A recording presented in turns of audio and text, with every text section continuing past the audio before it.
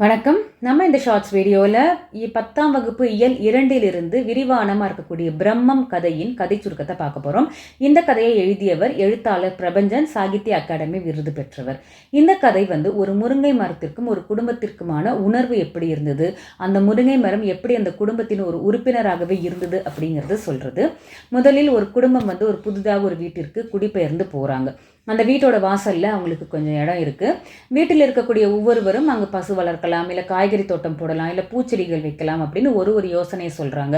ஆனால் அப்பாவின் முடிவே இறுதியானது அப்படிங்கிற சொல்லுக்கேற்ப அப்பா முருங்கை மரம் வைக்கலாம் அப்படின்னு சொல்கிறாரு. அதை அனைவரும் ஒத்துக்கொண்டு நண்பர் வீட்டிலிருந்து ஒரு முருங்கை கிளையை உடிச்சு கொண்டு அந்த இடத்துல முருங்கை மரத்துக்கு வைக்கிறாங்க. கூடிய விரைவில் அந்த முருங்கை மரம் அழகாக துளிர் விட்டு பெரிய மரமாக வளர்ந்து நிற்கிது. அந்த முருங்கை மரம் வளரும் பொழுதே அந்த குடும்பத்தில் இருக்கிற ஒருத்தருமே அதை ரொம்ப ஆசையாக பார்த்து வளர்க்குறாங்க. அதனுடைய வளர்ச்சி அவங்களுக்கு ரொம்ப சந்தோஷத்தை கொடுக்குது. கூடிய விரைவில் அந்த முருங்கை மரம் அந்த வீட்டின் ஒரு செல்ல பிள்ளையாகவே மாறிவிடுகிறது. இந்த கதை சொல்லி காலையில் வேலைக்கு போகும்போது பார்த்தா அந்த முருங்கை மரம் காலத்தில் அசைவது இவருக்கு கையை சேர்ந்து வழி அனுப்புகிற மாதிரி அவருக்கு தோணுது. அந்த தங்கை அந்த முருங்கை மரத்துலேருந்து கீரை பறிக்கும் போது அந்த முருங்கை மரத்திற்கு வலிக்குமோ அப்படின்னு நினச்சி கீரை பறிக்கிறாங்க. அம்மா வெளியில் அதிகம் பேசாதவர்கள், ஆனால் அவர்களுக்கு பக்கத்து வீட்டு பெண்களுடன் ஒரு உறவு பாலமாக இந்த முருங்கை மரம் அமையுது.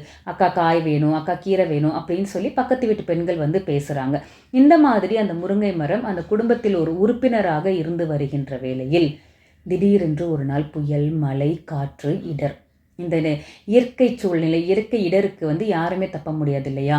அந்த மாதிரி வெளியில் என்ன நடக்குதுன்னு தெரியாத இருள் சூழ்ந்த ஒரு இரவில் மறுநாள் காலை எழுந்து பார்க்கும்போது இந்த முருங்கை மரம் அந்த இடி, மழை, புயலில் சாய்ந்து விடுகிறது, ஒடிந்து விடுகிறது. அப்போ அவங்க குடும்பத்தில் இருக்கக்கூடிய ஒருவரை இழந்துவிட்ட சோகம் அந்த குடும்பத்தை சூழ்ந்து கொள்ளுது. அவங்க ரொம்பவே வருத்தத்தில் இருக்காங்க. ஆனால் வேறு வழியில் அதை தாங்கியாகணும், கடந்து போகணும். இந்த மாதிரியாக இருக்கக்கூடிய காலகட்டத்தில் வெகு விரைவில் கொஞ்ச நாள் கழித்து பார்க்குறோம் அப்படின்னா அந்த முருங்கை மரம் ஒடிந்த கிளையிலிருந்து மீண்டும் துளிர்த்து வருகிறது.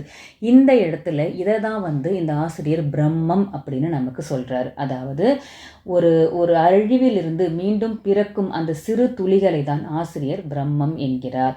உயிராற்றல் என்பது என்றைக்குமே அழிவற்றது. அது மீண்டும் துளிர்த்து வரும். அது போல தான் நம்ம வாழ்க்கையும் ஒரு இடத்தில் முடிந்து போவதில்லை, அது மீண்டும் அந்த இடத்திலிருந்து தொடங்குகிறது அப்படிங்கிறத நமக்கு உணர்த்துறதுக்கு தான் இந்த கதையை அவர் சொல்லியிருக்கிறாரு. பிற உயிர்களையும் தம் உயிர் போல் நேசிக்கும் அந்த மேன்மையான பண்பை இந்த கதை மூலம் நாமளும் புரிஞ்சுக்கணும். நன்றி, வணக்கம்.